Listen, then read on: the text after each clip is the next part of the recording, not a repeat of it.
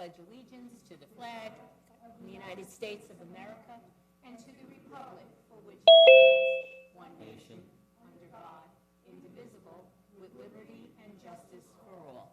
As customary in this chamber, we stand for a moment of silence, remembering those who are protecting our freedoms, both here and abroad, for our first responders, for those who made the ultimate sacrifice.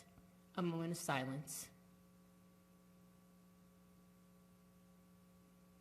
Mr. Pasquitti, our prayer, please. Dear Lord, bless thy servants in the ministry of public affairs who serve thee in this chamber.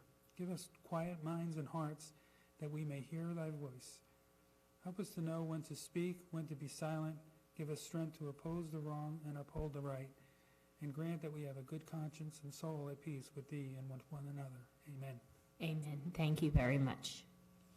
This evening, we will also start with proclamations and certificates. Mayor Henry.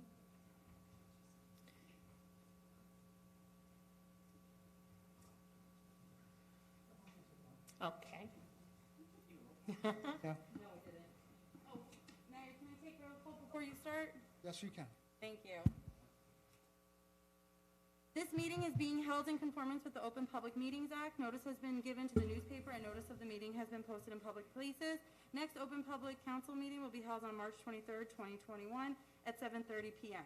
Ms. Brown? Absent. Mr. De Palma? Here. Dr. Greenberg-Belli? Here. Mr. Merwin? Present. Thank you. Mr. Murphy? Absent. Mr. Pasquitti? Here. Mr. Rizzoli? Here. Ms. Walker? Here. President Sohor? Here. We have 7 present. Good evening, everyone. Good evening, Mayor. Good evening, Council.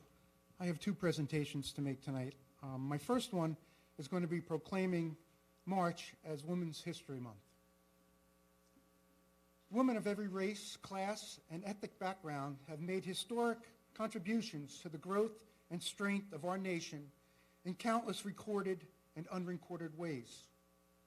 Women have played and continue to play a critical economic, cultural, and special roles in every sphere of life in our nation by constituting a significant portion of the labor force working inside and outside of the home. Women have served our country courageously in the military. Women have been leaders not only in securing their own rights of suffrage and equal opportunity, but also in the abolitionist movement, the emancipation movement, the industrial labor movement, the civil rights movement, and other movements, especially the peace movement, which create a more and fair and just society for all of us. Despite these contributions, the role of women in history has been consistently overlooked and undervalued in the literature teaching and the study of American history. It is our collective duty to ensure more equal society for our daughters and granddaughters. Now, therefore, I, Owen Henry, Mayor of Albridge Township, County of Middlesex, State of New Jersey, do hereby proclaim March 2021 as Women's History Month. Council, I'd be remiss if I didn't go back in our local history here in Albridge and the important role women have played in our local government. I must go back to 1974, when the first woman was elected to council, was Sonia Feinberg. Ms. Feinberg went on to be named mayor by the council and served as the first woman mayor 1978 to 1979. As you know, we had a different form of government back there, and the council elected or named the mayor. There was no ward seats, they were all at large. So Ms. Feinberg broke that barrier and became the first elected woman in the Township of Albridge. Following right in her footsteps, everyone knows, Barbara Cannon was elected as the first Ward 2 councilwoman in 1984 and served in that position to 1991. Barbara became the first elected female mayor in the Township of Albridge in 1992 and served to 2003. Must be noted that Barbara still continues to serve her community on boards and with departments. I must also recognize women who served on council. Joanne Smith, Elizabeth English, Veronica Morris, Michelle Elaine, Kathleen Leo, Georgette Marinciaccio, Marinaccio, Lucille Panos, Kelly Ellis Foster, and June Dungy. And I'd be more than remiss not to recognize the women that are serving presently on our council. Council President Sohar, Council Vice President Debbie Walker, Anita Greenberg, and Adina Brown. You are making history, and I promise you, as we speak, you will be remembered, and you will be recorded for your efforts when we are long gone.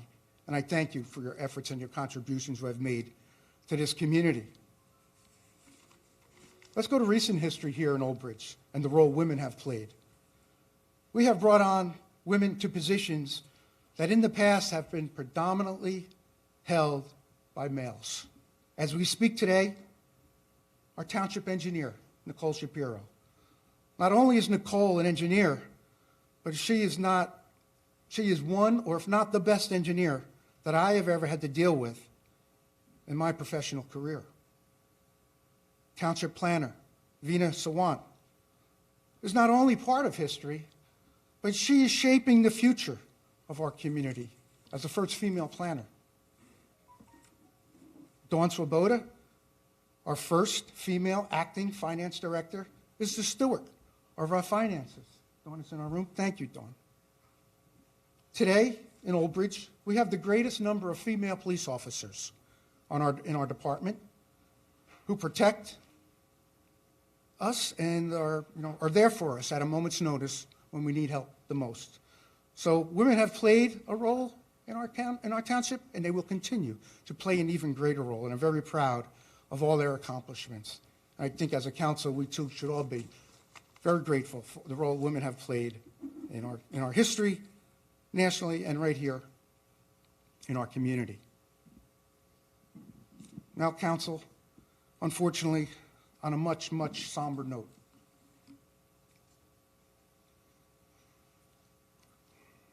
We're at a time in our history that we will never forget. And it's going to be recorded as some of the most difficult times this nation has faced. And these times have been filled with grief and sadness. I can't believe it, but almost 1 year is approaching now when we first recorded the impact on our residents related to the COVID-19 and recorded the first death related to COVID about a year ago. Unfortunately, council, I have to stand here tonight and tell you that as of today, approximately 150 residents of Albridge Township have lost their lives due to COVID-19. And unfortunately, those numbers will continue to grow. Tonight, we must, as a community, acknowledge the loss of family, friends, and colleagues who are no longer with us. To my left and right, you will see 15 chairs illuminated. One chair represents 10 residents of Aldridge, victims of COVID-19. As you know, or will know tonight, we have also symbolically placed empty chairs on the municipal complex lawn behind the library and set a candle on each chair to honor our Aldridge residents who lost their lives to this horrible virus. As the residents pass by, I ask that they all remember that each empty chair reflects a lost life, and chairs will be added. The grief and suffering of this loss must be recognized. Let us keep in mind the families who are unable to properly mourn the loss of their loved ones, and those who are unable to have the proper send-off that they were so deserving of. So tonight, I would ask everyone, the council, everyone in these chambers, to stand with us tonight. And you have a candle. And I would ask you to please light the candle and stand.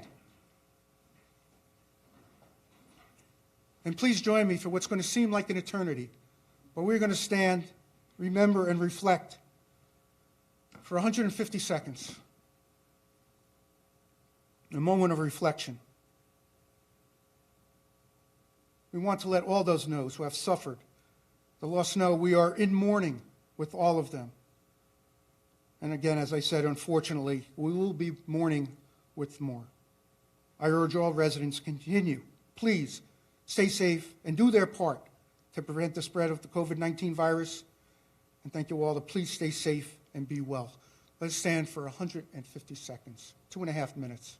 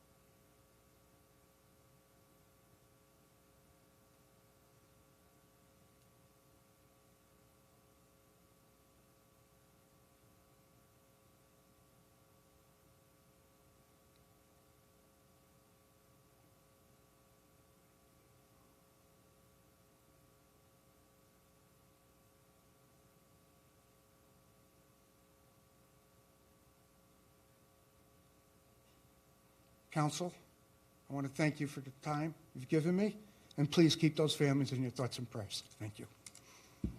Thank you, Mayor. Everyone can be seated, please.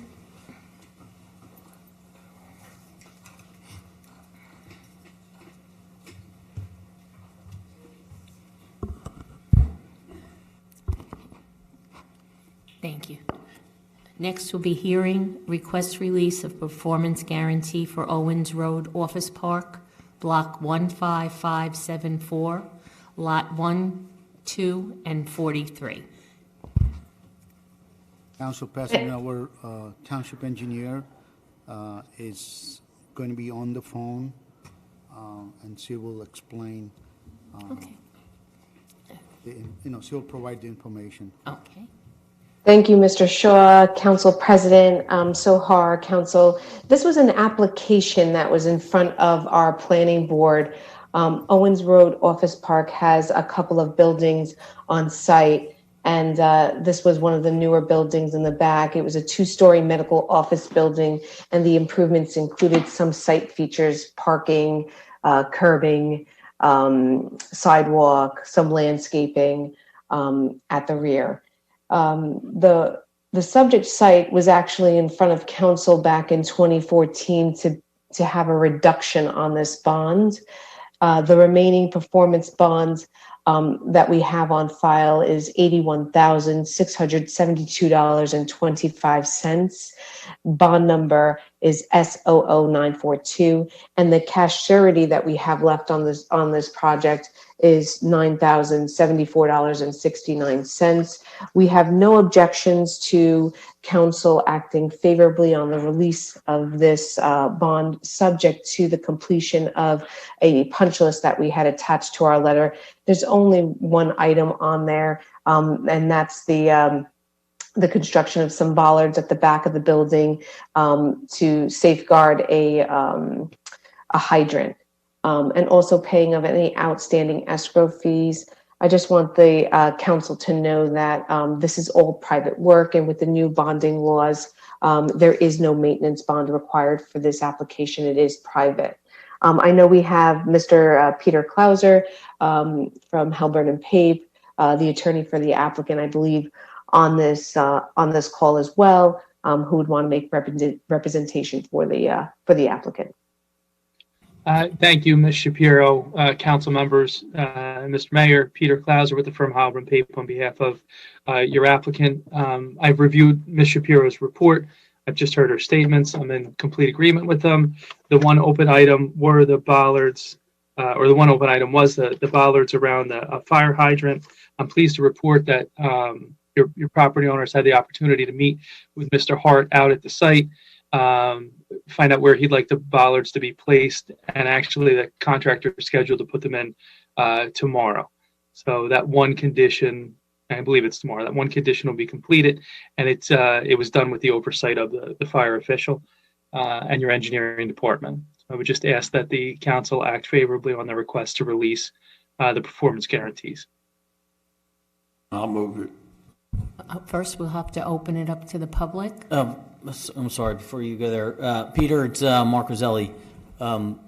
Recognizing your client's going to be completing the work shortly, he does agree to the two terms that recommended by the township engineer, conditions before the performance guarantees release, that being completion of the punch list items and payment of all outstanding escrow fees, if any. Is that correct? That is correct. That is correct. Thanks, Mr. Klauser. Good. Thank you, Mr. Roselli. Open to public. At this time, we're going to open to the public for comments related specifically to the request for release of performance guarantee for Owens Road Office Park, Block 15574, Lot 1, 2, and 43. These comments must be limited to this item only. To raise your hand from your phone, press *9. From your Mac or PC, you can press Option or Alt-Y, or in your phone app or computer app, you can choose the option for raise hand. There is a 3-minute limit, and the township clerk will... Actually, no. It's a public hearing. There's no 3 limit.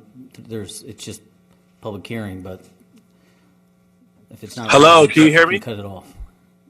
Okay. Yes, can you please identify your name and address for the record, please? Certainly. K-Town, Little Elizabeth, New Jersey.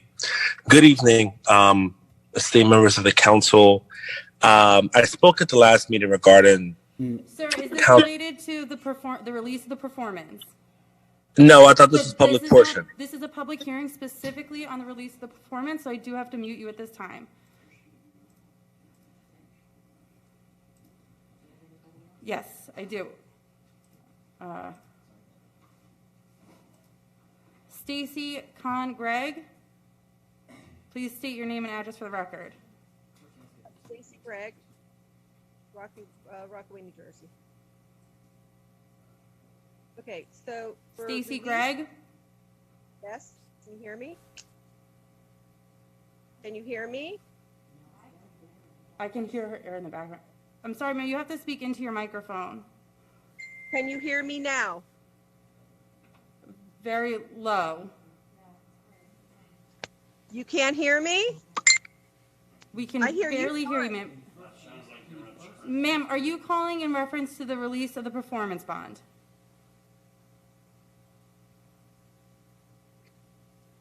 I wanted to know, I don't have an agenda in front of me. I want to know what the agenda bond was covering. Currently, we are in a public hearing for the release of a performance bond. Are you making a comment on the performance bond release? No, I'll hold for public later. Okay.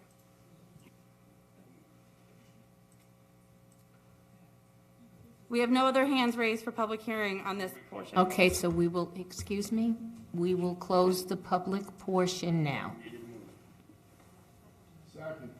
Okay, so who made the motion?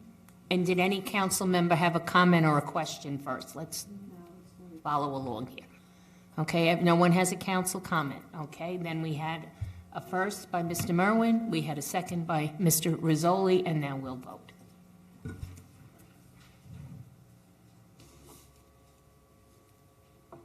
Ms. Brown is absent. Mr. De Palma? Yes. Dr. Greenberg Belli? Yes. Mr. Merwin? Yes. Mr. Murphy is absent. Mr. Piscitty? Yes. Mr. Rizzoli? Yes. Ms. Walker? Yes. President Sohor? We have 7 ayes. Okay, thank you very much. Thank you, Mrs. Shapiro. Mr. Clauser, have a good evening. Thank you very much. Have a good evening. Thank you. Okay, next will be council appointments. A resolution of the Township Council of the Township of Albridge appointing members to the Zoning Board of Adjustments.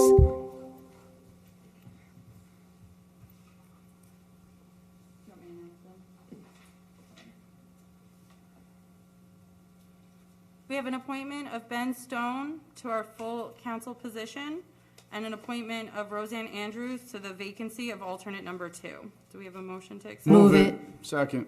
Okay, moved by Mrs. Walker, second by Mr. Rizzoli, and that's Mr. Stoner. Stoner, sorry. Yeah, no, that's okay. Just want to correct for the record, please. Question is a vacancy or a reappointment or a? Vacancy. Ms. Brown is absent. Mr. De Palma? Yes. Dr. Greenberg Belli? Yes. Mr. Merwin? Yes. Mr. Murphy is absent. Mr. Piscitty? No. Mr. Rizzoli? Yes. Ms. Walker? Yes. President Sohor? Yes. We have 6 ayes, 2 absent, 1 no. Thank you very much. Next will be bill list. Mrs. Walker. Accounts payable, March 9, 2021, $1,821,523.50. Do I have a motion? Move it. Second. Okay, moved by Mr. Rizzoli, second by Mr. De Palma.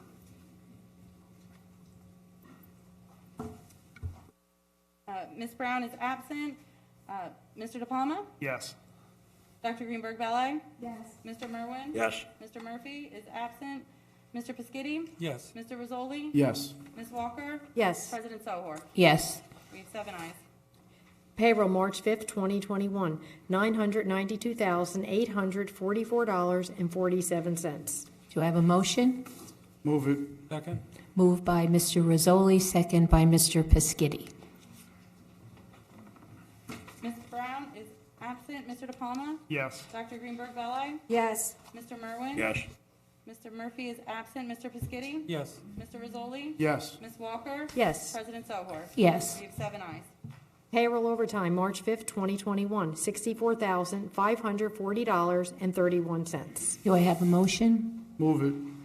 Second. Moved by Mr. Rizzoli, second by Mr. De Palma. Mr. Shaw, can we have a breakdown, please? Council President, thank you. As Councilwoman Councilwoman Walker indicated, the total overtime for this pay period was $64,540.31. There were uptick in Public Works and Parks Department related to the February 18th snowstorm. For the Police Department, the total overtime for sworn officer was $20,502.70. Deduct grants, $1,254.15. Deduct ETO, $4,347. The net overtime was $14,901.55, representing 214.50 man and women hours. During this pay period, the pandemic-related cost was $3,861.11. 2 officers were injured on duty or on light duty, and 5 officers were quarantined. That concludes my report. Thank you, Mr. Shaw.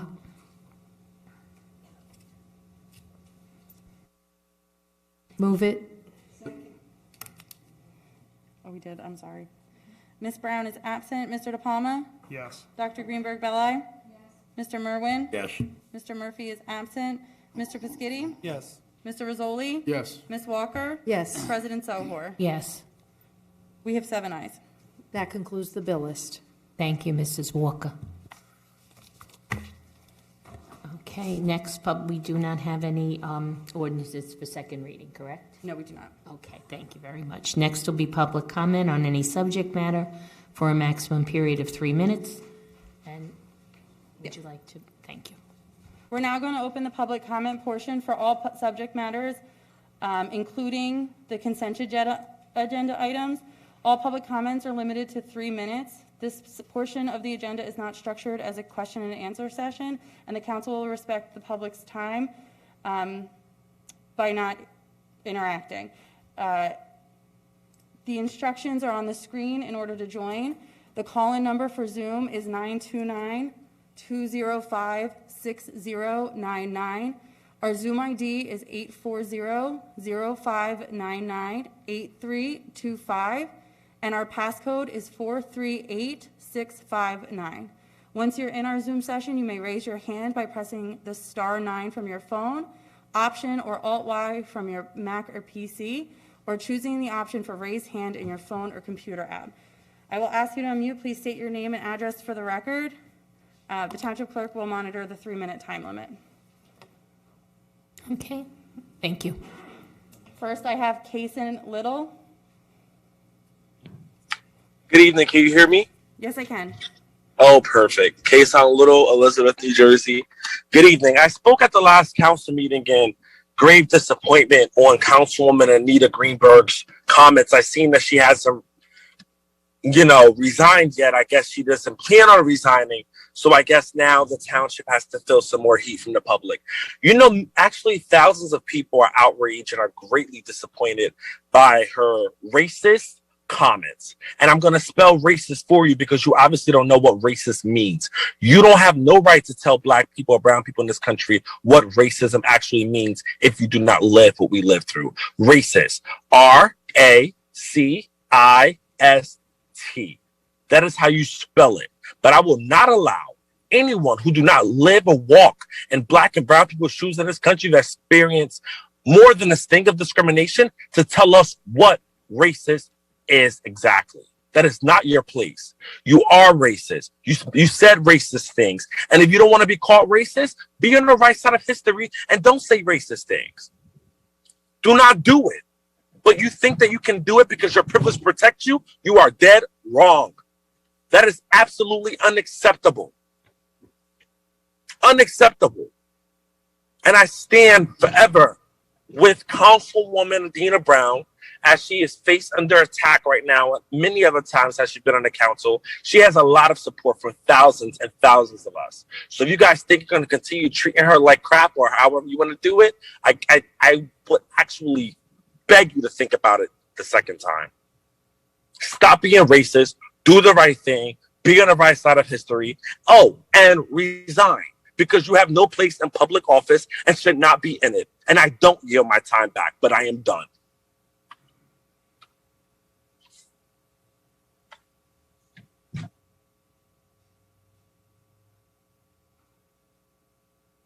Next, I have James Dabrowski. Please state your name and address for the record, please. Yes, good evening. James Dabrowski, Woodbridge, New Jersey. Can you hear me? Yes, I can. Thank you. I called in last time to express my outrage at Councilwoman Greenberg-Belli's February 9th anti-black attack on the NJEA. And I'm calling again tonight to express how awful she and other members of this council handled the feedback at that February 23rd meeting.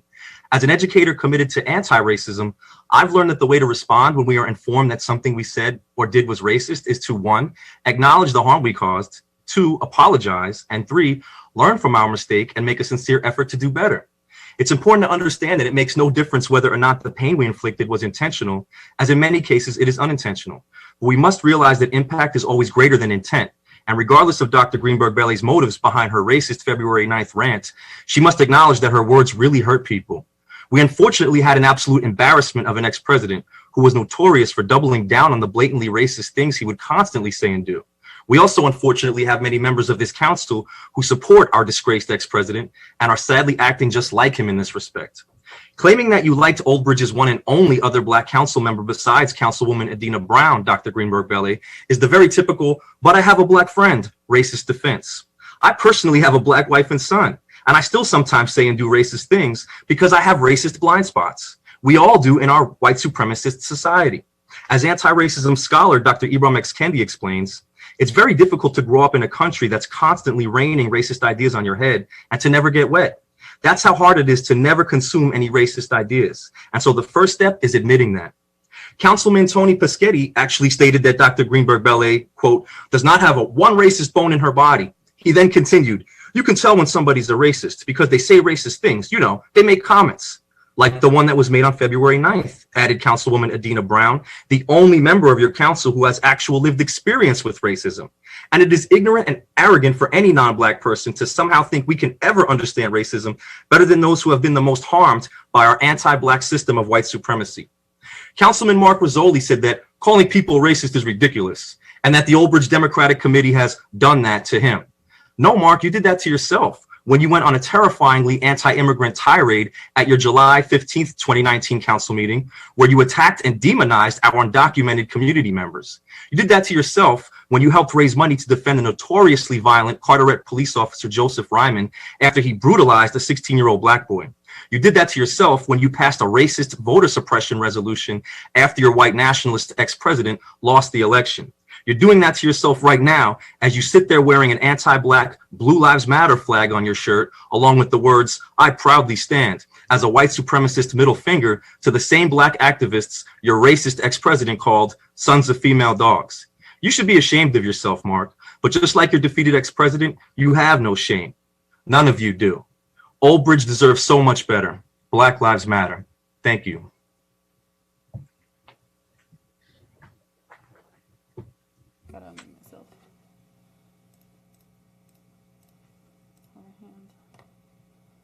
Next, I have Stacy Kahn Gregg. Please state your name and address for the record.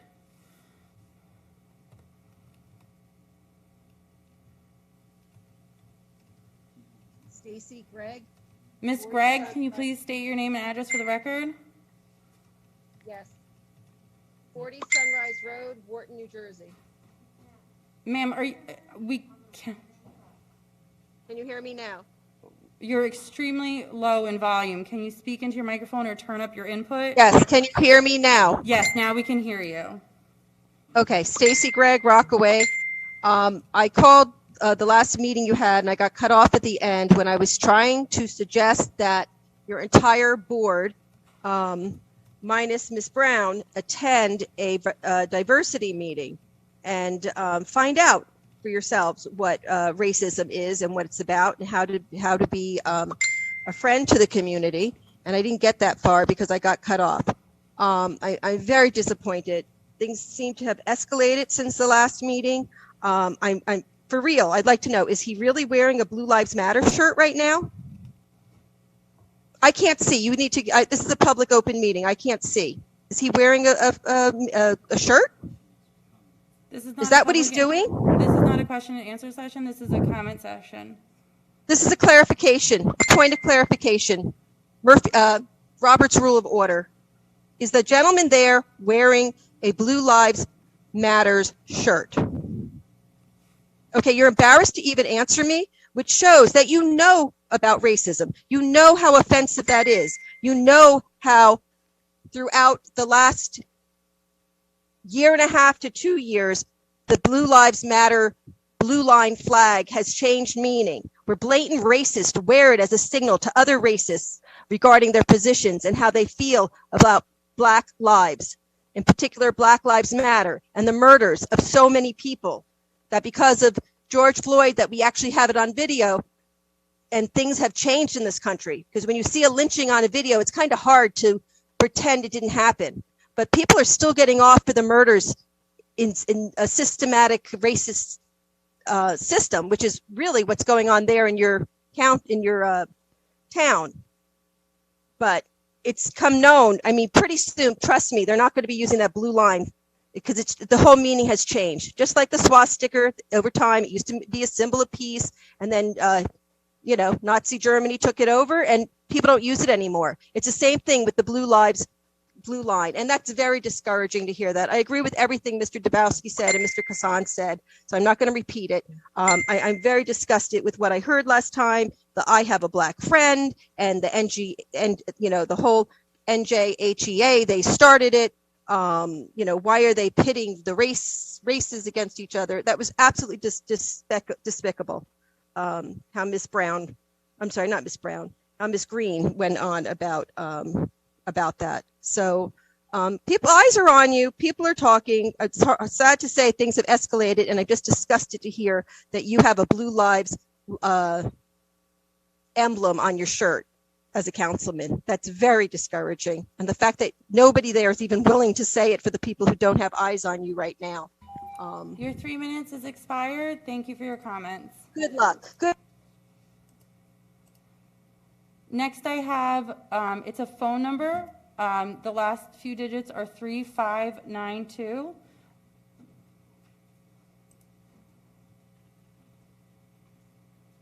Please state your name and address for the record, please. Nina Jochnowitz, West Greystone Road.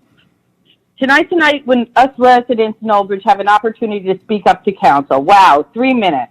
Unfortunately, this will likely fall on deaf ears to the dais. However, the citizens of Albridge are listening, and we are sick and tired of the hatred and poisonous vitriol. Despite this town council's attempts to block us, putting incorrect information forward on the township site, Facebook page, and even during these meetings, we citizens demand to be heard.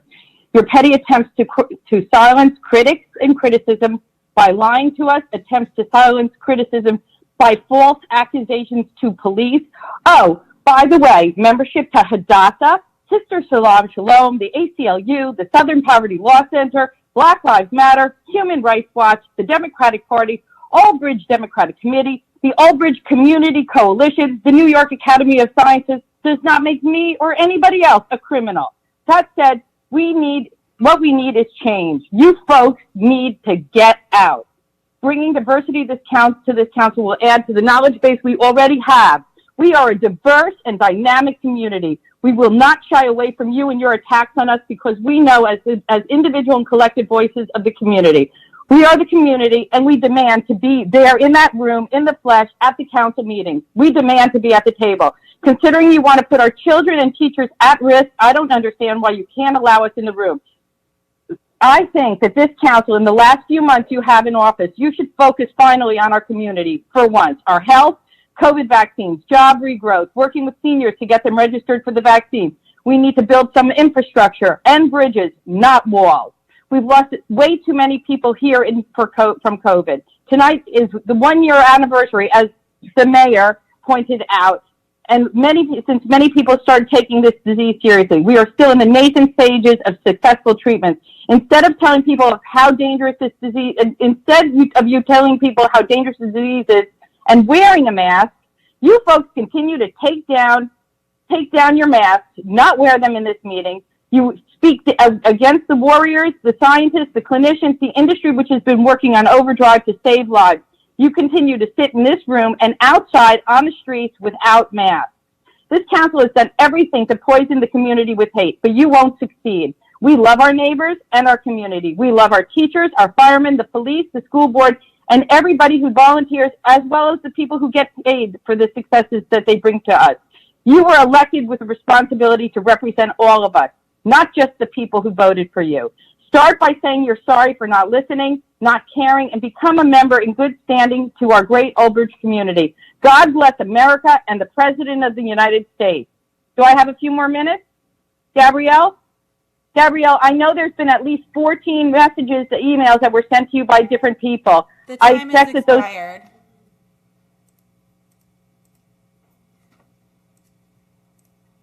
Next, I have identified as kids back to in-person school. Please state your name and address for the record, please. Gina, Calvin Court. So I just think it's funny how it took a council member a week to get offended by another council member's speech and to take to social media. She then intentionally or unintentionally enlists other citizens from other towns to call in to bash another council member, which I found to be quite a circus and very disgusting. Why can't there be civil discussion about such topics instead of irrationally calling someone a racist for simply shedding light on certain things that are certainly happening in this pandemic? It is no secret that children everywhere are hurting from the lack of education that they are entitled to receive under our Constitution. It is their right. The BOE and the superintendent are failing our children of Oldbridge with their lack of planning and their motivation to do what is right for our kids of Oldbridge. Thank you. Thank you.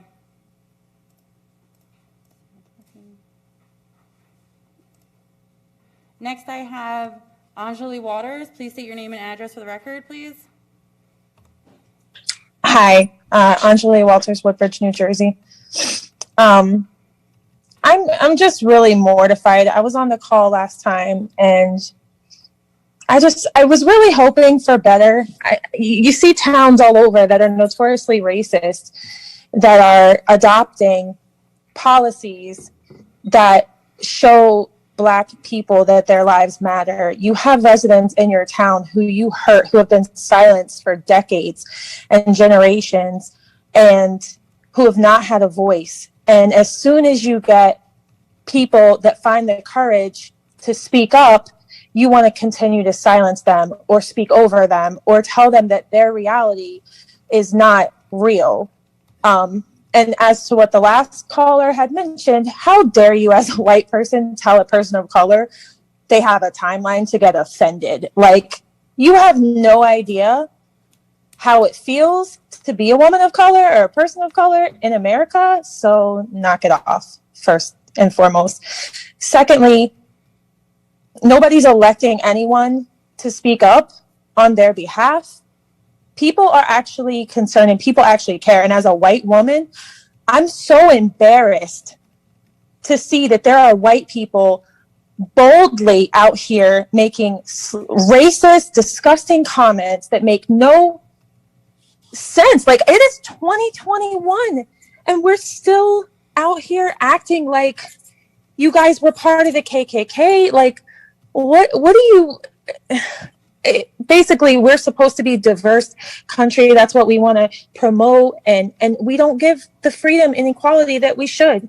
So you guys signed up for this. I know it's brutal. I honestly was hoping that the follow-up would be that you guys would get some diversity training, that you would promise to do the work, that you would look deeper into things and not just be ignorant and act like there's obviously not a problem. When you have cries of inequality, when you have people telling you that they're being hurt or things are happening, that is because there's inequality there. It's not because people just want attention.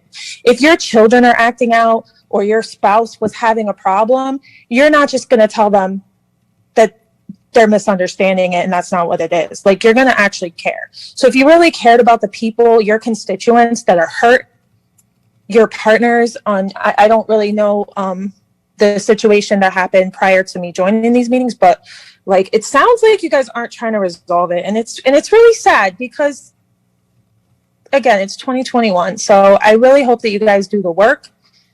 I know that we're going to keep calling. Like I said, my husband graduated from down there and he's got experiences where he's been ripped out of his car by police officers. He has been manhandled.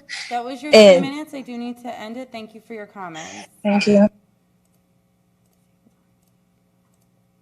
Next, I have Matt Morgan. Please state your name and address for the record, please.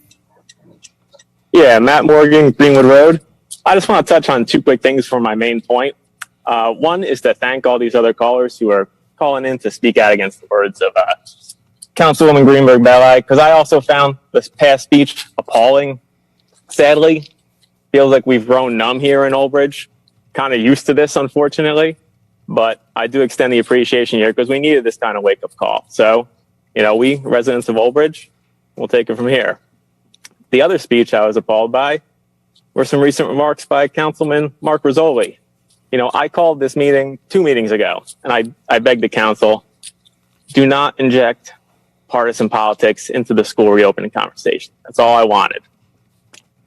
Councilman Rizzoli responded. He said, anyone who's suggesting that political motive is at play has no right to serve public office. Then what did he go and say?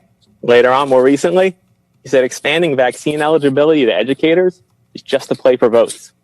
So now that he's made those accusations, truly hope that he is a man of his word. Maybe he will be the one resigning tonight. But I'm going to make a good faith effort here now and bring this meeting back to the topic of let's just focus on our town and make it better. And let's do that by looking at what's going on in 2 other towns. First up, Garfield, New Jersey. This was one of the first towns to ban cannabis at the local level, but now they're taking another look at it. They're asking their zoning board, take a look, tell us where in town it actually makes sense to have this kind of business. They're doing that because it's the overwhelming will of the voters. It's also an amazing way to put a 2% levy on that, fund some of the improvements you can need in town. Now, it's funny. It feels like a defining characteristic of life in Albridge is like driving past our half-filled strip malls to go to the full ones in other towns and shop there. And like banning an entire class of legal business is just perpetuating that. Why would you want to do that? Well, let's look at another town though, Woodbury, New Jersey. Now, this is about the topic of COVID relief funds. And I got to say, I think like the 5K grants we've been doing for small businesses here, that's great. So kudos on that. But we got $350 billion now coming in of local and state aid. A lot of it's going to come directly to the town. So we might need a fresh play.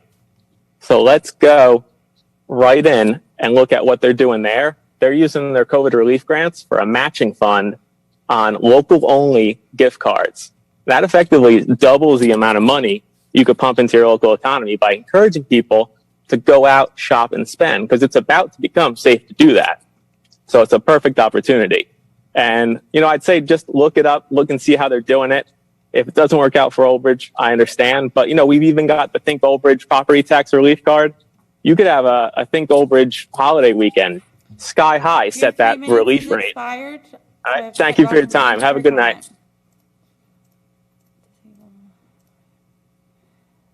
Next, I have Rock Tucson. Can you please state your name and address for the record, please? Good evening. Can you hear me? Yes, we can. Good evening. Rock Tucson, Carteret, New Jersey.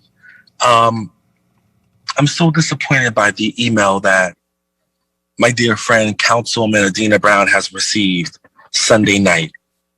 It was a hatred email. It was an email full of racism. It was a threat. And I want you all to resign. I'm going to read you publicly what this email says. I don't know if some council members have sent their friends to send this email through a fake email, but we will find out, and the world is watching. So let me read you what this email says. The subject of this email, by the way, is called Whining Nigger. This racist sent her this Mr. and called What's his her name? a whining Mr. nigger. Tucci, before you continue. Hello. Mr. Tucci, hi, this is Mark Roselli. I don't know if you're on the township attorney. Just for the record, I just want the public to know, and you also, that particular email is the topic of a police investigation. I'm not sure how you got it or why you have it, but I would just also note that obviously any discussion of the email by anyone other, by any third parties would or could jeopardize that particular investigation. Yeah, we have our thoughts to that. It should have never happened in the first place. But I will proceed without getting interrupted. Thank you so much. The subject of that email is called Whining Nigger. Okay? Then the person stated, do you do anything but effing whine at a council meeting? If you, quote, niggers don't like it in Albridge, go live with the, quote, niggers in Trenton, Patterson, or Newark. Of course you won't, because you don't want your children around those animals. You want them with white kids. Sick of you monkeys moving in and then whining because it's a white Republican township. That's why you moved here, because it's a safe white majority. You talk about more, quote, niggers are going to move into, and by the way, I can say that word because I'm a black man who has been called that and experienced racism. You cannot say that word in the council, and I don't want you to ever say it.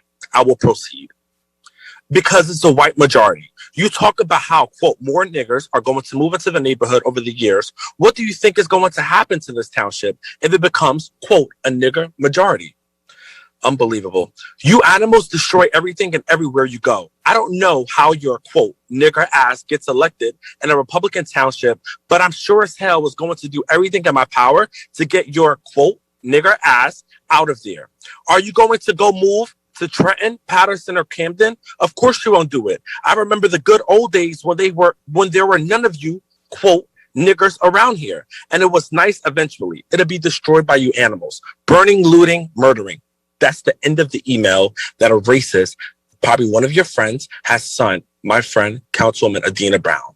I am going to tell you last time, this is not a threat. This is a promise. Have these racist comments and stuff come, and we will show up in full force and be there to protest against justice. The world is watching. 32 million people have already shared these comments and commentary and racial profilings that you guys do. And it's only going to grow and grow and grow and grow. You need to resign and shame. Disgusting. Nasty. So just so the record's clear and the public out there, that particular email that was being read by that caller was apparently received by Councilwoman Brown, but it is being investigated jointly by the Township Police Department and the Prosecutor's Office. So I would again encourage other callers not to compromise that investigation, which that caller may have done, and it is the hope that that people will honor that request so that the prosecutor's office and the police department can do their job. Thank you.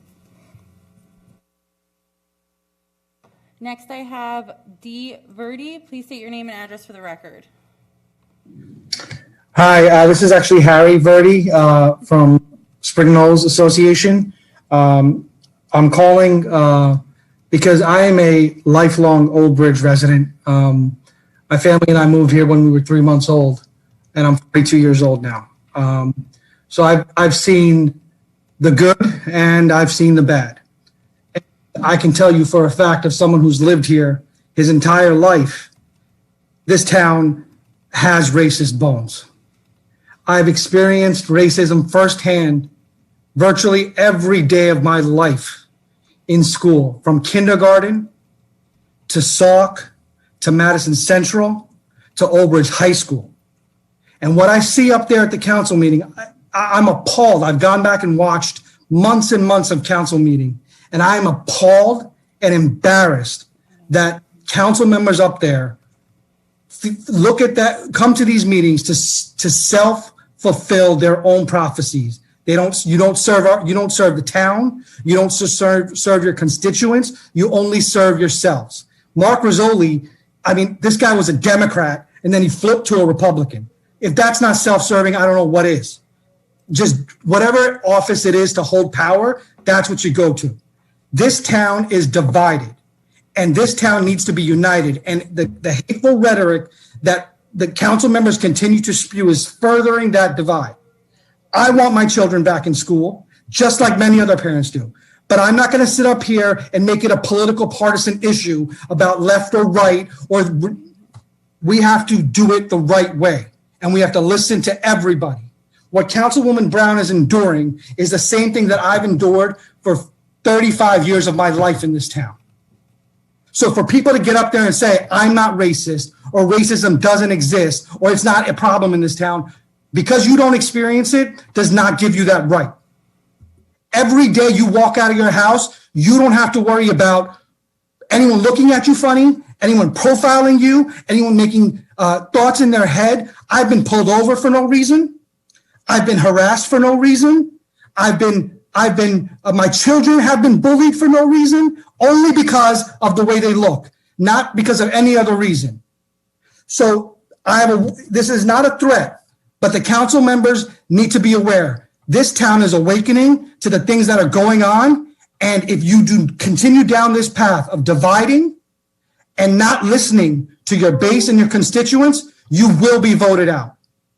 Young people in this town are starting to pay attention. And with technology, nothing you say or do can be hidden. So I suggest you focus on doing the right thing, uniting this town, and listening to your 3 minutes has expired. Thank you for your comments. I have Anthony D. Amarin. Please state your name and address for the record, please. Yes, my name is Anthony D. Amarin, Edison, New Jersey. First of all, I don't know how fighting for the parents and the students to open up the schools in Albridge, I'm down in Albridge a lot, is a partisan issue.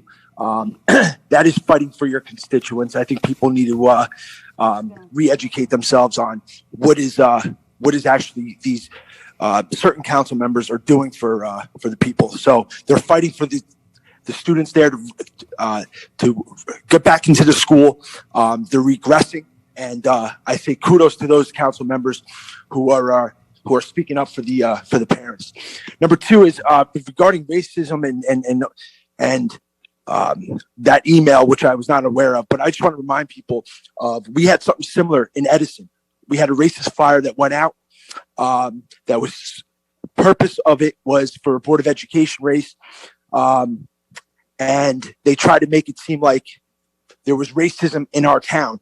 When in fact, when the investigation was being done by the postal inspector, it turned out that they put it out that was supposed to make it seem like the Chinese and the Indian person were targeted, when in actuality, the person on the flyer that was supposed to be the victim ended up actually participating and was a co-conspirator in that.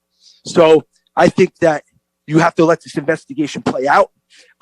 Just because something was written or sent out should not create this false narrative that there's racism in your town. They tried to divide our town 4 years ago. It did not happen. We're stronger than ever.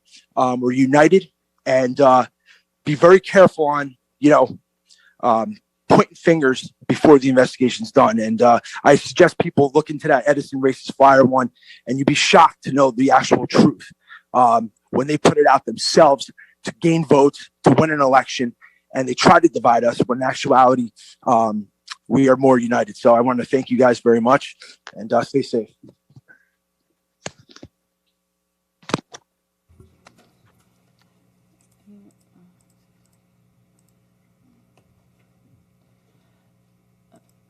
Next, I have Lefty Grimes, sativacross.org. Please state your name and address for the record, please. My name is Lefty Grimes with sativacross.org. We're a 501c3 here in New Jersey. My family owns property on Chaucer Court right across the street from you guys, and I grew up there in Albridge. And I was going to talk about your cannabis ordinance, but the cannabis ordinance that you have banned medical cannabis is bad enough. But with all the calls tonight, I believe there is racism involved in this, because the whole drug war and the war on cannabis is racist. And it started with a man named Harry Anslinger. And let me just say some quotes from Harry, that he went in front of Congress and said this kind of stuff in front of Congress. And they acted on this kind of stuff right here. Harry said, there are 100,000 total marijuana smokers in the U.S. Most are Negroes, Hispanics, Filipinos, and entertainers. Their satanic music, jazz, and swing result from marijuana usage. This marijuana causes white women to seek sexual relations with Negroes, entertainers, and any others. Marijuana influences Negroes to look at white people in the eye, step on white men's shadows, and look at a white woman twice. He also said, reefer makes darkies think they're as good as white men. The primary reason to outlaw marijuana is its effect on the degenerate races. I wish I could show you what a small marijuana cigarette can do to one of our degenerate Spanish-speaking residents. That's why our problem is so great.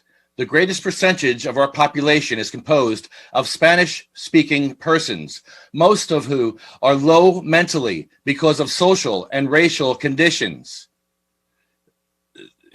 Colored students at the University of Minnesota partying with white female students smoking marijuana are getting their sympathy with stories of racial persecution. Result, pregnancy.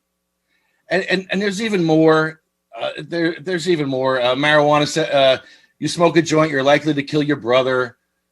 It goes, marijuana leads to pacifism and communist brainwashing. It just goes on and on. And this is the reason why it's illegal. Racism and sexism that you guys in Albridge are perpetuating. It's absolutely disgusting. What I've seen here tonight and what I've seen here in the past meetings from Albridge. I grew up in Albridge, and I started going to. I'm a Christian, and I'm disgusted when you guys put the last. I started going to Calvary Church in the '80s. Back in the '80s, maybe you guys should start going back and start thinking about spending your life in a wheelchair, what it's like for people in wheelchairs, and how you're banning medicine for sick people that are suffering. There's a whole bunch of layers to this onion, but the racism is probably why you did ban it. I'm thinking you guys are probably racist and uncompassionate at the best. And I'm disgusted from what I'm hearing. Has expired. Thank you for your comments. Next, I have Jeff King. Please state your name and address for the record. Good evening. Can you hear me? Yes, please state your name and address for the record. Hi, Jeff King, Eatontown. Just wanted to say that I'm really unnerved and really feel the pain of all the callers that are suffering under the racist attitude here, and it's just awful. It's dreadful, and it breaks my heart. I definitely wouldn't wear or think that it would be wise at the meeting to wear a blue flag on my clothing. I think that's just inappropriate. Wear that on your personal time. I don't want to inflame the discussion now. I want to work on healing. And I think part of the healing process is we're going to have to clean house. And I don't think you can change. I think we're gonna clean house. The voters are going to speak, and things will change that way. But in the meantime, I would, if I was in your shoes, ask for forgiveness and ask how I can make it up to you, make you whole. I don't know. That's just too deep, really. I don't think that's going to happen. So I'm going to read to you Dreams by Langston Hughes. Hold fast to dreams, for if dreams die, life is a broken-winged bird that cannot fly. Hold fast to dreams, for when dreams go, life is a barren field frozen with snow. Now, you gotta look yourselves in the mirror. It's gut check time. If you don't take a stand now, you never will, and you'll never really amount to anything in the history books.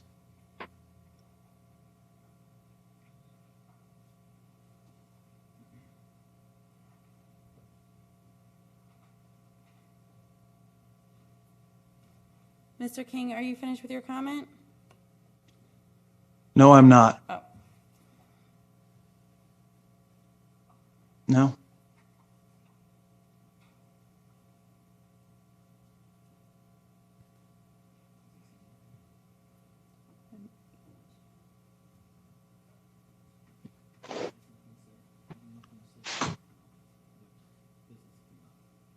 What is it? Mr. King, if you don't have anything No more reefer madness. No more reefer madness. Stop with your discrimination. End the stigma. We've had it. Your 3 minutes is expired. Thank you for your comments. Next, I have Patrick Duff. Please state your name and address for the record. Hello, my name is Patrick Duff. I am at 210 7th Avenue in Haddon Heights, New Jersey. And yeah, interesting. I mean, you know, I came to the council meeting last week as an activist to speak on the cannabis issue, but, you know, was, you know, found it very interesting that people were asking for the one council person to resign, I guess Ms. Greenberg, for comments that were made about Black Lives Matter. Now, this email that was just read to the public here is very disturbing. You know, and there was a previous caller stating something about how, you know, this is, you know, not, you know, the racism is not real, or, you know, people have to, let's get the investigation done first. What's so interesting is almost a year to the date, on March 2nd of 2020, you know, Adina Brown put a column in Insider New Jersey speaking about racism and what she experiences, you know, as a Black person in your town. And then for, you know, one of the callers, and just for whoever sent that email, to, you know, there's an issue. You know, I had mentioned last time that you have an issue at your school. You have the one school that, what is it? Jonas Salk suspends Black students at 7.9 times that of white students. You know, your high school suspends Black students at 2.5 times that of white students, and has 2.1 times white students in AP classes. You know, so you know, you have to realize that your disparities are something you want to deal with. You know, or you don't have a chance to explain yourself. You know, in this society that we live in now, we have to be a little bit more conscious of our decisions, and that's why I think you should, you know, also not continue your ban on marijuana dispensaries and allow them to exist. You know, the laws themselves were racist, but do yourselves a favor. That email was so disturbing to me that, you know, you as counsel should really stand by your fellow council person, especially when 1 year ago today, almost, she wrote in an article warning of such behavior that has poked its ugly head up in your town. Thank you.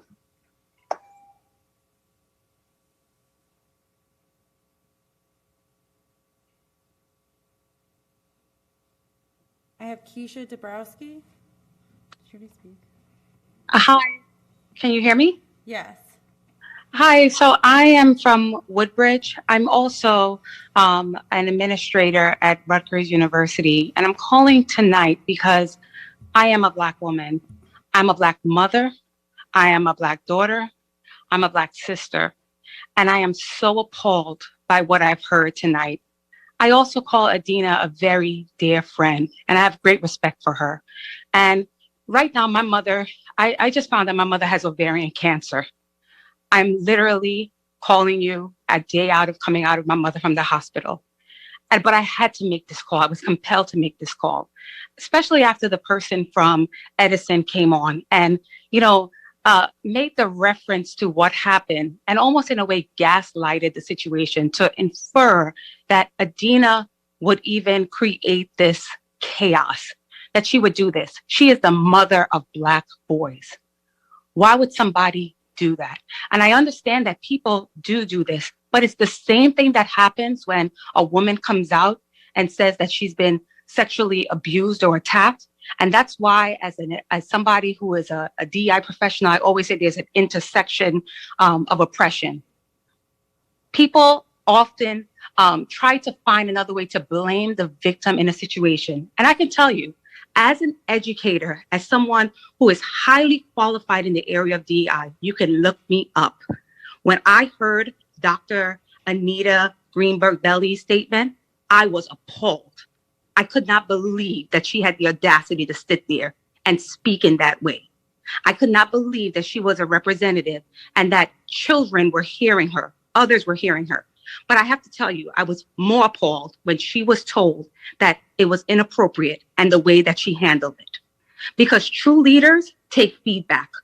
True leaders listen. And yeah, our kids are not in school right now, but they're always constantly learning. And one of the things that they're learning right now is how to be inclusive, how to create cultures of inclusion, how to support diversity and belonging, and how to really lead people. And we're not showing our kids true leadership. Dr. Martin Luther King said, a true leader is not a seeker of consensus. They make consensus. And that's what needs to happen. We need to acknowledge what is going on. You know, I know my time is limited, so I just want to share something that I've talked to much of people about during this time of COVID. We're all complaining about having to walk out of our houses with masks on and how we feel. And that only those who are affected by COVID understand the gravity of it. That's what racism is like. Only when you are impacted by it do you feel it. Otherwise, you're second guessing yourself and people are constantly second guessing you. And as a Black person, you have to walk out of your house every day with a mask. Expired. Thank you for your comments.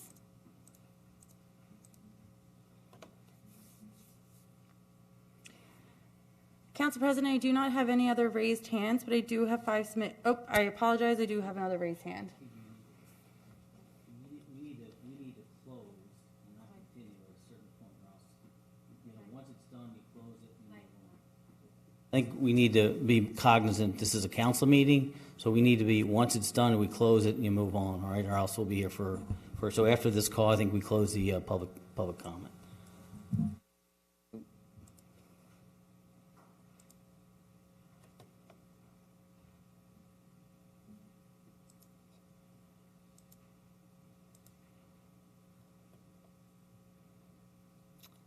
Kevin, can you please state your name and address for the record?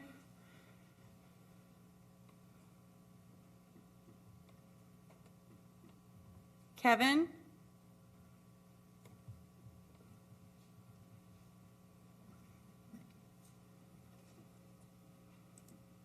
Kevin, I've asked you to unmute. Can you please state your name and address for the record?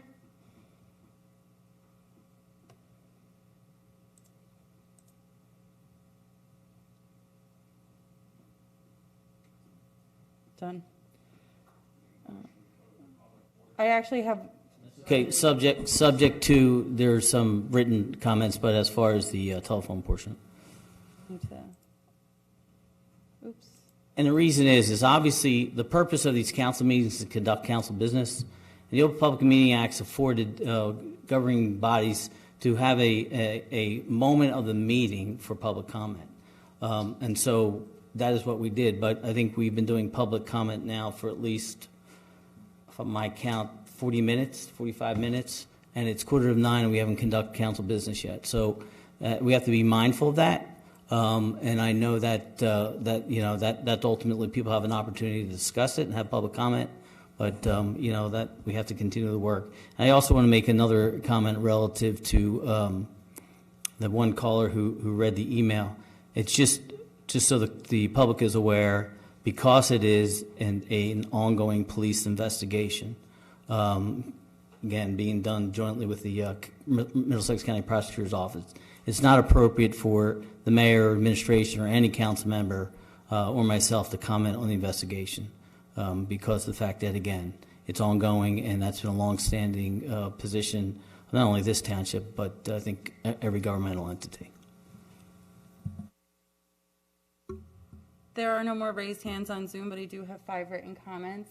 Okay, thank you. These comments were received by the Township Clerk per our notice requirements, so I'm going to read them as they are written. Teresa Burns, Lawrence Harbour submitted, "You don't get to tell someone else how to feel. This was the first line in my Psychology 101 class, and I never forgot it. The philosophy that people don't view all experiences the same way based on the variables in which they live their lives. A person's race, gender, and religion play a huge part in our life experiences. I won't pretend to know what is in each council member's heart, but I will ask that you remember at the end of the day, we still live in the same town. That means when members of the community are saying your words and actions are hurtful, insulting, it's time to listen. Being wrong or saying the wrong thing doesn't make you a bad person. It means we have an opportunity for growth. However, refusing to learn, grow, or listen is not what Old Bridge is about. Old Bridge is a dynamic community. We strive to engage positively with all our neighbors. Please remember, each of you has been elected to represent all of your citizens in Old Bridge. This includes people who disagree with you and didn't vote for you. That completes the comment for Teresa Burns. I received a comment from Debbie Finnegan, Old Bridge. My name is Debbie Finnegan, and I have lived in Old Bridge for 12 years. I have only recently been watching the town council meetings starting in January, and I am truly shocked and disgusted by the words of some of the council members. Statements and behaviors of council members Greenberg, Belli, Rizzoli, and Peschitti make me feel ashamed to live in Old Bridge. I find it alarming that these folks are running my town. They routinely behave in ways that are not only unprofessional and xenophobic, ignorant, and reflecting worldviews that belong in the dark ages. I am also disturbed by their utter lack of self-awareness, as well as Mr. Murphy's defensive statements by Dr. Greenberg-Belli that were entirely indefensible. Dr. Greenberg-Belli's vitriolic for statements on the February 9th meeting regarding the NJEA do not reflect my views as an Old Bridge parent. Her denial of the systemic racism that exists in our society is irresponsible. Further, her accusation that the NJEA's acknowledgement of systemic racism makes them a racist organization is completely absurd and frankly an insult to the intelligence of Old Bridge residents. I see her ignorance, I see her verbal abuse of teachers, I see her hypocrisy. She does not represent my views. I would also like to comment on Ms. Brown's words from the February 23rd meeting. She said denying racism is itself a tactic of very racist people. She also said that denying racism is a slap in the face to the people who experience it every day. I believe that some of the council members would do well to reflect upon Ms. Brown's wise words. It is sad that she had to say this, and I am grateful to her for attempting to instill some sanity into the council meetings. I also find it disturbing and unacceptable that she kept getting cut off when she was trying to speak during the meeting. The disrespect shown to her was very apparent to those of us who watched it. I have 2 small children, and I cannot watch the council meetings while my children are in the room because the behavior is so inappropriate. That should tell you something. One last thing, as a nurse who has been caring for COVID patients since last March, I am appalled by Mr. Peschitti's statement that children do not get COVID, which, ironically, he said while he was trying to assert that he does not deny science. That was a flat-out lie, and it is incredibly irresponsible for our elected officials to spread lies about the current pandemic, which is far from over. These words can cause people to stop taking measures that halt the spread of the virus. Mr. Peschitti, you are undermining public health efforts, and it saddens me greatly that you represent my district. That concludes the statement from Ms. Finnegan. Thank you. Next, I have Sid Katz-Seidel. Regarding the last council meeting on February 23rd, I was disgusted with how the last 15 minutes were handled regarding Councilwoman Brown. Like the fellow members of council, she was given a chance to speak, but unlike all other members of council, she was put down for her comments right after she spoke. On February 9th, there were council members praising the work of Martin Luther King Jr. and his peaceful protesting, but not one member mentioned how he was jailed, how protesters were tear gassed, abused, and taken to jail for speaking out on their basic human rights. Segregation existed less than 60 years ago, and none of the members sitting at this meeting knows what that felt like. They only know what they've read about it. They have not experienced it. Praising Martin Luther King Jr. does not mean you are exempt from making racist comments. Not one member of the Old Bridge Council is a female person of color, with the exception of Councilwoman Brown. If you were really interested in unity, you would listen to what she had to say instead of immediately attacking her and defending yourself that you are not a racist. It's called doing the work. Listening and being respectful to someone's experience is the only way we move forward. No one wants to be called a racist, but if someone is accusing you of racism, you should have to have empathy to listen. Just because you are friends with a black person or any other person of color does not mean you are, A, not a racist, and B, excused from making insensitive comments. You may be unaware of the racism and bias you may hold in your heart, which is why you need to listen to when a person of color explains how they feel. Do the work. White privilege is a real thing, and we see it in real time on January 6, 2021, when white people stormed the Capitol versus when black people peacefully marched in the streets. Your council meetings are live to be viewed and exist on the internet to view afterwards. We are watching, we are listening, and an election is coming. That concludes Sid Katz-Seidel's comments. Next, I have Lorraine Kelly, Democratic Committeewoman, Ward 2, District 3. Dear council members and fellow citizens, I am addressing you tonight because I am very upset at the insensitive and in some cases racist comments spoken by council members at the most recent meetings. I do not want to shame anyone. My goal is to try to bring the council and community together. Every council member and community member should be treated with respect, and derogatory remarks about people of different races, religion, or nationalities are totally inappropriate at these meetings. Some members have said very negative things about black people, and I asked them how they would feel if the exact same things were said about people sharing their race, religion, or nationality. If you would not like the generalizations and negative comments that you are saying said about you, then please don't say them about people who are different from you. Oldbridge is a very diverse community, and the council members should be respectful of all the residents and should never repeat dated racial stereotypes and negative generalizations. This past year has been extremely difficult for everyone, and the council should be working extra hard to bring people together instead of highlighting divisive national issues that have no relation to the responsibilities of Oldbridge Township Council. I have lived in Oldbridge for 33 years and have been proud of my community until the last year and a half when my local newspaper has had many articles about all the resolutions being adopted by the Republicans on town council. These include negative and divisive resolutions related to medical marijuana, immigrants, school and business openings amid the pandemic, voting rights, COVID vaccines, and many more. Most of this appears to be political posturing and does absolutely nothing to improve the quality of life for residents of Oldbridge. Please think about our community and work to make an inclusive, respectful community where everyone feels welcome and no one is discriminated against. That concludes those comments. And I have a comment from Michelle Mann. Dear council members and Oldbridge residents, I hope everyone is well. Thank you for taking the time to read my letter tonight. I would like to share some background about myself and my family. My name is Michelle Mann. I am a resident of Oldbridge since 2007. I live with my husband and our 2 sons. Both of our boys attend school in Oldbridge. I am a white woman married to a black man. In May, we will celebrate our 30th wedding anniversary. Up until this past summer, we have always been comfortable and proud to raise our biracial sons in Oldbridge. Over last summer, I had concerns with some of the reactions people had in our town to the Black Lives Matter rally held in June. If anything, it opened my eyes to the fact that Oldbridge has work to do in order to become the diverse and inclusive community the majority of us want for ourselves and for our children to grow in. That being said, the main purpose of my letter is to show support for Councilwoman Brown.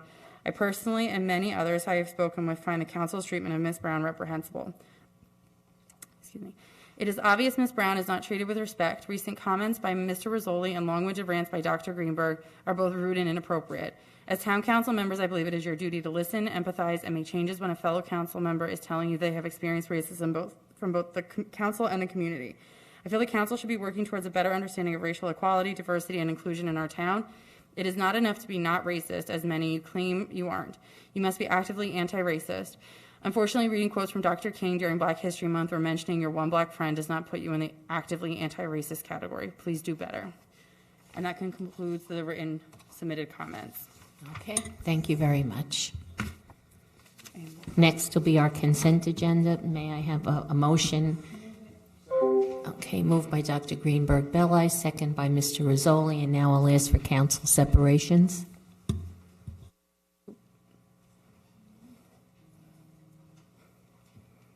Ms. Brown just dropped on it. It looks like she had a connection issue. Okay, hopefully she'll, okay. We may have to come back to her. I apologize. Mr. De Palma? C7. Dr. Greenberg-Belli? Mr. Merwin? 11. 11.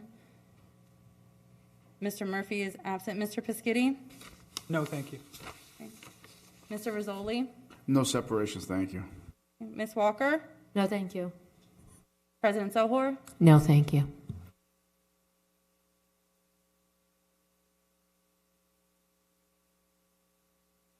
She just dropped, so she hasn't come back yet, so we can move on for now.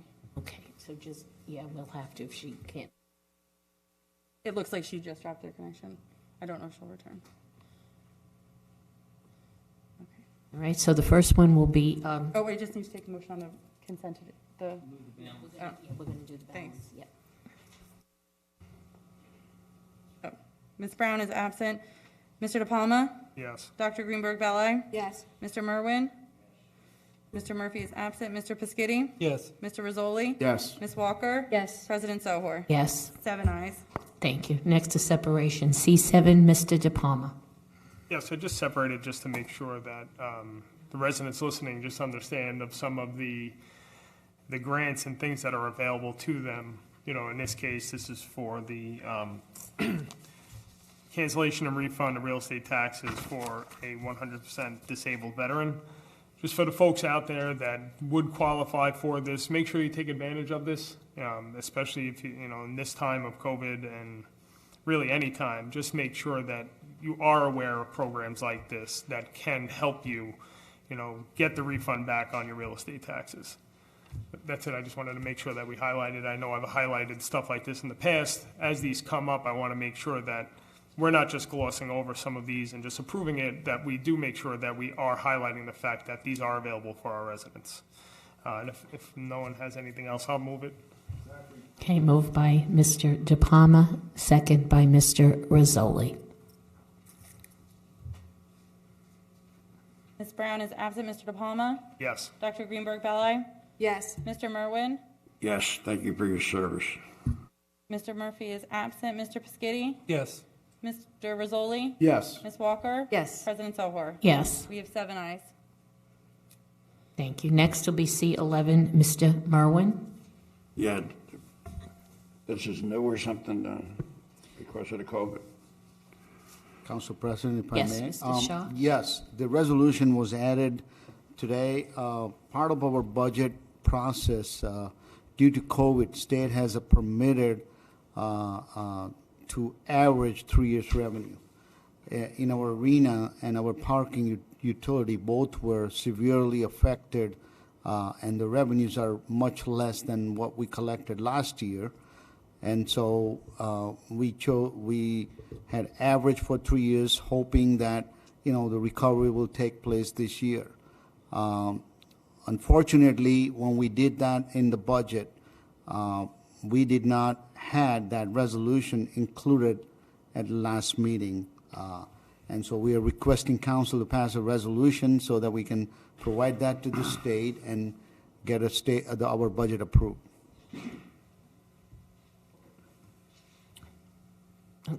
If nobody else has anything, I'll move it. Okay, moved by Mr. Merwin, second by Dr. Greenberg-Belli. Ms. Brown is absent. Mr. De Palma? Yes. Dr. Greenberg-Belli? Yes. Mr. Merwin? Yes. Mr. Murphy is absent. Mr. Piscitty? Yes. Mr. Rizzoli? Yes. Ms. Walker? Yes. President Sohor? Yes. We have 7 ayes. Okay, that concludes consent agenda. Next is ordinances for first reading, FR1, Ordinance Amending Chapter 10, Traffic, Section 10-19, 7B of the Code of the Township of Albridge. That's for purposes of handicap parking in front of 235 Outlook Boulevard. I'll make a motion. Second. Motion by Mr. Piscitty, second by Dr. Greenberg. Oh, I'm sorry. First by Dr. Greenberg-Belli, second by Mr. Piscitty. Ms. Brown is absent. Mr. De Palma? Dr. Greenberg-Belli? Yes. Mr. Merwin? Yes. Mr. Murphy is absent. Mr. Piscitty? Yes. Mr. Rizzoli? Yes. Ms. Walker? Yes. President Sohor? Yes. We have 7 ayes. Council President? Yes. Can we, can I ask the lawyer, can we bypass the customary waiting period on that and just move that real quick so it can get approved? We did. That's what you did. You introduced it. Oh, you mean the adoption? No. Adopt it. No, you can't. You have to introduce it, and then it gets adopted at the next meeting. Okay, thank you. Has to be posted, right? Okay.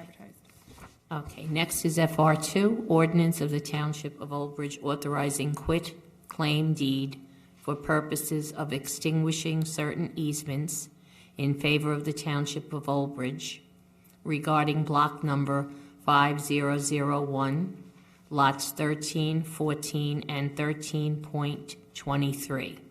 Lot 13.23 being a bridge regarding, being a portion of former lots 1316 and 13.16Q, and 1317 and 1317.17Q. So just real quickly, we tried to do this last year.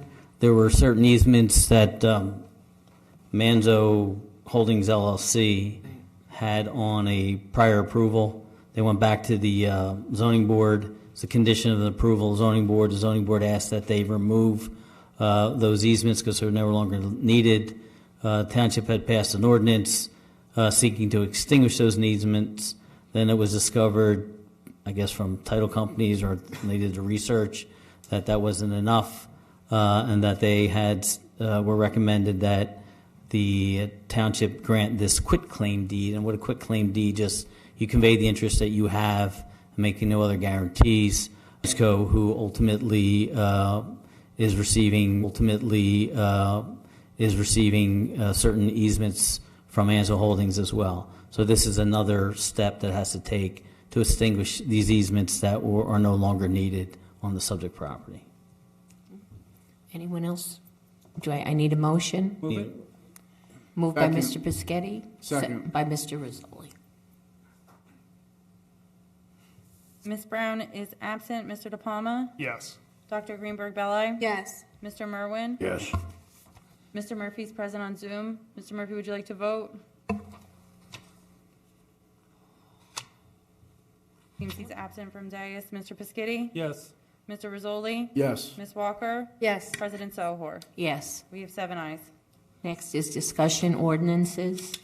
An ordinance of the Township of Albridge, County of Middlesex, State of New Jersey, amending the Code of the Township of Albridge, Chapter 5, Article 3, entitled Council, Section 5-21, entitled Order of Business Agenda.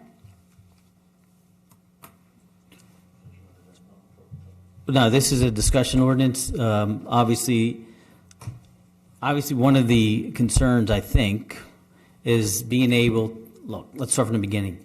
Council meetings' primary purpose is to conduct township business. And so that's the most important. Now, a part of that, because there's no Public Meeting Act that only states that a portion of a meeting being held by any public body should be open to the public. And the governing bodies or the boards have the ability to limit the time of that public comment. It seems over the last couple of years, depending on the topic, that public comment can be rather long, which interferes with the conduct of the council meeting, since this is the primary purpose for which you're here. So the other thing is, at times, based upon where it was previously located, there may be professionals who are in the audience waiting, whether it's our professionals or our employees or outside professionals who are waiting because there's business to be conducted. I think the thought process here is by moving the public comment towards the end of the meeting, it allows the business to be conducted. And to the extent that there's public comment and people want to have public comment, it allows for it. And you will note that, again, it's public comment is for a maximum of a period of 3 minutes and subject to the discretion of the council president. And the reason that is again, the idea is, and that's the way it was before, is that this is a public meeting, though you have the ability to control how it's conducted. And part of our code says that meetings, in addition to the Open Public Meetings Act, these meetings are conducted under Robert's Rules of Order, which are very arcane, but they're very precise. And in that type of situation, the chair, in this instance the council president, does have that discretion. So that's why it's there. And then you also note that, so rather than having the public comment prior to the consent agenda, ordinances for first reading where business would be conducted, that type of thing would happen at the end of the meeting. And that's not unusual. I mean, lots of towns have it either in the very beginning or at the end. But, you know, our meetings can tend to have an exorbitant amount of time on public comment, and then it takes away from the conduct of the business. And then there's also, I think there was always a back and forth about the removal items from consent agenda. And so there's a revision to the code that allows council to make that particular request to have items removed from the council agenda, and then obviously striking that portion relative that would no longer be applicable if you were to adopt the ordinance. Okay, thank you very much for that explanation. It's appreciated. Is there anyone now in the council that has a question or a comment about this? Mr. Merwin? So our intent is to what? Well, again, I think the idea is that first and foremost, you're having a council meeting to conduct township business, right? And so over the last couple of years, there have been times when, because of the amount and the extent of public comment, that can be extended. Like tonight was extended almost an hour. Sometimes in the past, it was longer than an hour. That's fine, but it's preventing council from doing the council business. And then it's also, as I said, to the extent there may be professionals who are here for particular matters, they have to wait until those matters, till the comments ended. And, clients could be paying them to be sitting here while they're waiting for the business to be conducted. And so that's not, that's for consideration, but also the township's own staff, if they have to be here in person, to the extent that there's a long and public comment period, then they have to endure that as well before we actually conduct the business. So I think the goal, as I understand it, is to allow for the township to conduct its business. You're still providing what is required under the Open Public Meetings Act, and that's a portion of the business being open to the public for purposes of discussing issues that are related to the governance of the township. But it allows the order so that business can be conducted first and foremost, which is the most important thing, and then proceeding with the rest of the agenda. All right, so why don't we just move 8 in front of number 12? We'll have conducted all of our business, basically. They still have the opportunity to speak. Are you saying moving 8 down? The public comment portion to just before the reports of the clerk, the attorney, and the administrative report. Well, the only thing, I guess, the thought there was that somebody may want to comment on the report of the clerk, the attorney, or the administrative report in the public. Okay, so we make it after it. That's how it is now. So as it stands now, the public comment would be after all the business is conducted? Okay, well, I don't have the order. I'm sorry, it's in the... Yeah. Right, so the way it is now, basically all the business would be conducted, and then there's public comment. So that would allow that to happen. And then right before... But the people are entitled to speak on public hearings, they're entitled to... Well, they're right, they're still, right, they're not losing their ability on public hearings, they're not losing their ability for second readings of ordinances, and it's certainly in compliance with the Open Public Meetings Act. Does anyone else, Mr. Merwin, are you through, or you have more comments? Okay, anyone else have a comment to make? Move it. So this is, so the motion is for introduction. Introduction, not discussion to first reading? Yeah, that's I call it introduction. So you're moving it for introduction. Okay. All right, So it'll be scheduled for second reading at your next meeting. But so it's 2 votes now? No. Nope. Oh. The move is for introduction. Yeah. Yes. We are. That's what we're doing. Okay. That's what we're doing. Yeah, that was the intent, if we had a consensus to move forward tonight. Okay, Mr. Rizzoli, I believe you made a motion. Yes. Okay, Mr. Merwin seconded. Okay.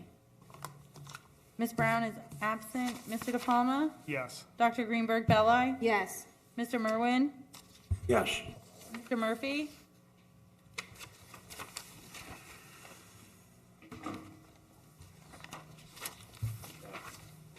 He's calling me on his cell. Yeah. He hung up. Right. I have to say absent from dais. Mr. Piscitti? Absent from dais. Mr. Rizzoli? Yes. Ms. Walker? Yes. President Sohor? Yes. I have 6 ayes.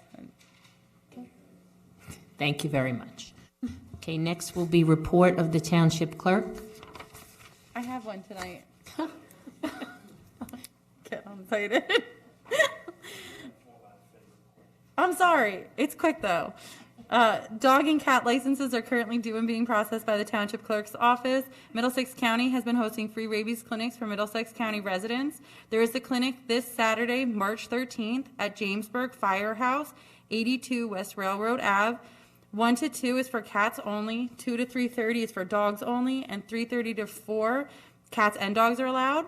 There is also a clinic scheduled for Helmetta Public Works Garage at 51 Main Street on March 23rd from 6 to 8 p.m.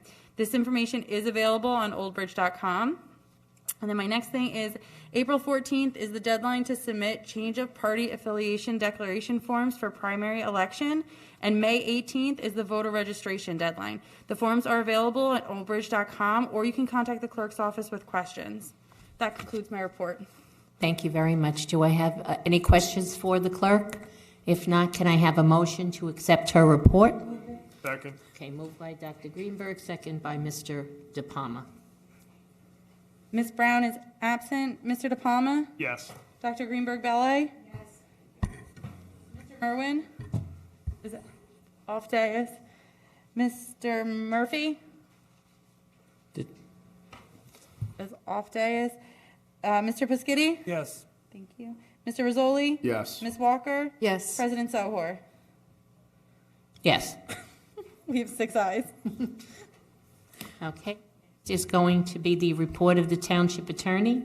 Nothing to report, Madam President. Okay, and administrative report, Mr. Shaw.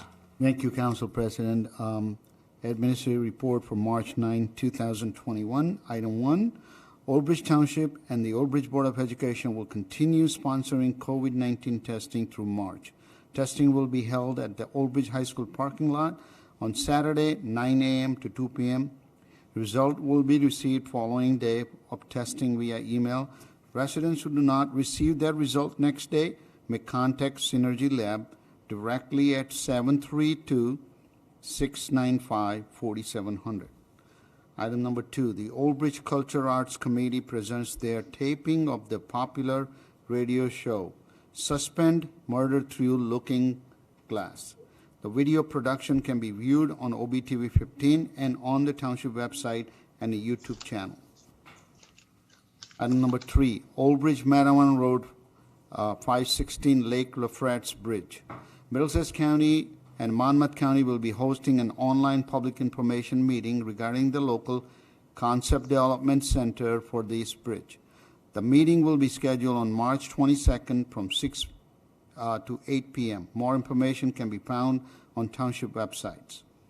Item number 4, the short-term rental and mortgage assistance grant program by the Township of Albridge has appropriated $100,000 of its federal Community Development Block Grant CARES funds for the short-term rental and mortgage assistance program. Approximately up to 15 eligible applicants will secure assistance. Applications are due by March 31st. For more information and to apply for assistance, please visit oldbridge.com/rental assistance. Item number 5, Cdbg Small Business Grant Round 2. The second round of Cdbg Small Business Grant Program has been extended through Wednesday, March 31st. We are urging all small business within Aldridge Township that have been severely impacted by the COVID-19 pandemic to apply for assistance. For more information and to fill out an application, please visit oldbridge.com/small business grant. Item number 6, the annual Middlesex County Paper Shed will be held on Saturday, March 27 from 9 a.m. to 12 p.m. at Municipal Complex. Residents can bring their confidential document to be shredded on site. This event is rain or shine. Item number 7, fluorescent light bulb recycling can now be brought to the recycling center once per month during paint days. Paint and bulbs days are second Saturday of month all year long. The next event will be Saturday, March 13th from 8 a.m. to 12 p.m. Item number 8, outdoor dining based on a current situation surrounding the COVID-19 pandemic. Any restaurants permitted to operate outdoor dining under the temporary outdoor dining permit that was issued last year may continue such operation without requiring additional permit. So the restaurant owners that had received permits, they can continue to operate under that permit, and they do not require to obtain new permit. Please email outdoordining@oldbridge.com if you are interested in obtaining permit. If there's a new restaurant open in town or a business that didn't obtain that permit last year, please send in an email and apply for the permit. Council member, I just want to update on a COVID vaccine. We have been, Mayor and I have been on the call with the county, with the state, and keep pledging them, asking them to see if they can come up with a center in Albridge. But so far, our efforts has not reached Fruition. or avail anything. Okay.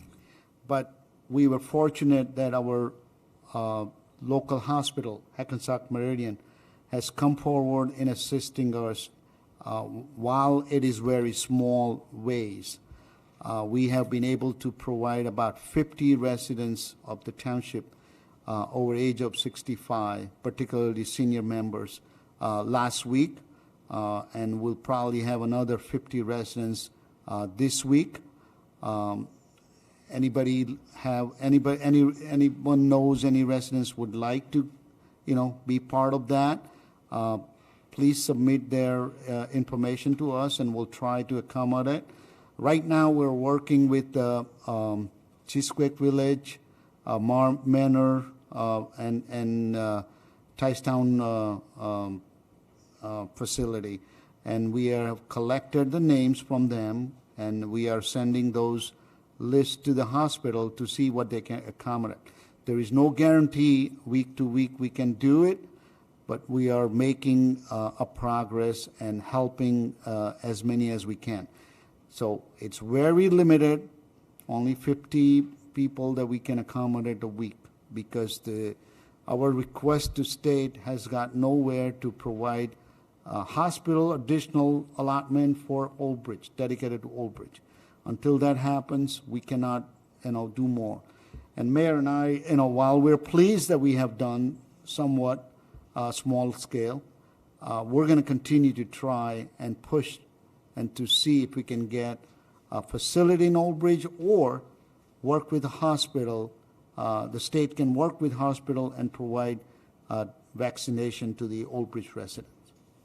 Okay. And just to build upon that, Ken, we're going to try work with the state to try to get more vaccines appropriated to the hospital here in Albridge, and they will have the ability to offer the additional vaccines to the Albridge residents. So we're attacking in on every place. We have residents that are traveling to other parts of the state to get vaccinated. We're trying to plug them in where there are openings and assisting with getting them registered and getting them appointments. So we are doing everything we possibly can, and we will continue to do that to try to get our residents vaccinated. Okay, thank Council you. President, if I just add couple of things in that regards, that I know there are several people has contacted you about this vaccine, saying, their thinking is that town has ability. None of the town in New Jersey can create a vaccination center, get the vaccine directly. It is through the state and the county. Furthermore, Township is in a shared service agreement with the county for providing health services. And it is the county responsibility to handle this task. Unfortunately, we're not getting the cooperation that we should get. So we have to, we're making all the efforts. But I want people to know that it is not, it's not in our hand, it's not our ability to create a vaccine center on our own. Okay, thank you very much, Mr. Shaw. Does anyone have any comments or questions for Mr. Shaw? Okay, just one.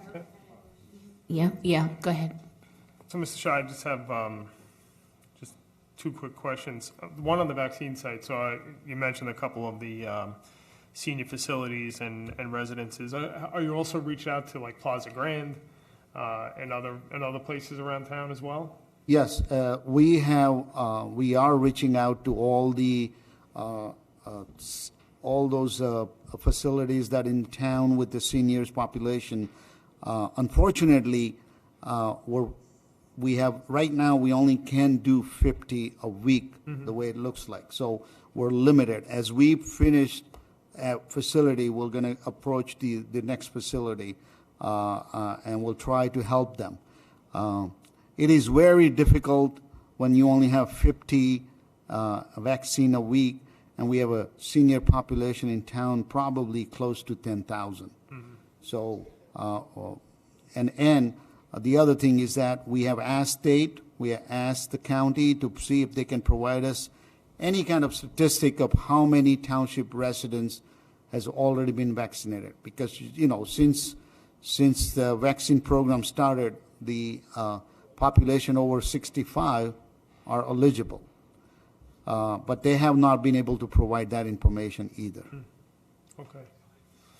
Okay, I just want to make sure that as we start to go out to the senior residences as well as the rest of our seniors, that we don't miss anybody within the town. I know it's 50. I know. I know.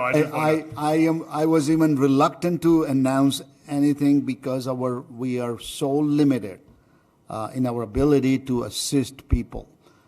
There are many other facilities. We also help. Our Office on Aging helps with every citizen that needs help and assistance in getting registered with all those mega sites and other sites that is provided throughout this, to the county. But there is no county will not consider opening facility in Albridge. Okay. Okay. And this the one other question I just had on the outdoor dining, the restaurants right now can start doing outdoor dining like tomorrow. Is that accurate, or is there a date that they could restart? As long as they can safely open, certainly they can open tomorrow. Okay. Okay. Right. The weather currently next 3 days is good. And then we're going to have again, a cold air time. So yes. As long as they can safely open, yes. Yeah, because I know as we get towards the holidays coming up, especially some restaurants may want to have their customers outside should they choose to if it's a nice day. Okay, excellent. Thank you. Okay, Mrs. Walker, did you have a comment? Yeah, I just want to ask, since the Johnson & Johnson vaccine was released this week, do you think you anticipate we'll be able to get more vaccines now? Well, I certainly hope and wish that they, can increase the allotment, to the hospital at least. Hospital has come forward to take, provide the facility and take, provide the vaccine. But until hospital gets more allotment, they cannot do more than they're sharing part of their existing allotment where they need to take care of their patients and others, their own members. They are sharing that, and I think I would be remiss to say not to thank hospital for coming forward. Anyone else have a question or a comment? Okay, Mr. Shaw, thank you. I just also very pleased to hear that we are having some ability to help some of the local people. I wanted to thank Anna Feltz for all of the hard work that she does. It's a difficult position, and she really tries to help reach out to people, get them connected where they can, hopefully get themselves, a shot. And as far as the seniors, thank you. And like Eric said, as it expands, we'd like to expand to all the senior communities. They're all naturally anxiously awaiting help with this. So thank you very much, everybody. Okay, thanks so much. Okay, next I'd like to ask if we could suspend council comments for this evening. Council President, if I could, just on that moment, and I made the request, and the reason being is that I wasn't at the last council meeting, I apologize, but I think it would be, give me what I would like, and then I had discussed this, I think, with Council President and Vice President and Mr. Shaw, to at least have an opportunity to give you a short seminar in the conduct of public comment and Robert's rules and the interplay and the way that the meetings can be conducted. And I think it would be helpful so everyone understands it. It'll hopefully avoid council members talking over each other in the proper process. And we could set up a day in which, so we don't have a quorum issue. We have 3 council members.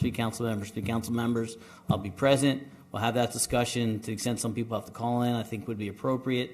And then secondly, what I didn't anticipate was a member of the public calling in to discuss a particular email that was received. And obviously, I had not had an opportunity to discuss that with anybody in council. And I can't anticipate what anybody might be saying here tonight. So I don't want to be able in a position where things are disclosed that shouldn't be disclosed because it's an ongoing criminal investigation and there shouldn't be comment. So, thank you. Thank you. Motion by Mr. Merwin, second by Mr. Rizzoli. So again, before your roll call, so if Mr. Shaw can reach out to the council members, so before the next meeting, we can we can do that, and I'll do a primer on the conduct of public meetings. I think that's a very good suggestion. Thank you, Thank you, Mr. Madam President. Thank you, Mr. Roselli. Ms. Brown is absent. Mr. De Palma? Yes. Dr. Greenberg Belli? Yes. Mr. Merwin? Yes. Mr. Murphy? Yes. Thank you. Mr. Piscitty? Yes. Mr. Rizzoli? Yes. Ms. Walker? Yes. President Sohor? Yes. We have 8 ayes. Okay, now I'll take a motion to adjourn. Okay, moved by Mr. Rizzoli, second by Dr. Greenberg Belli.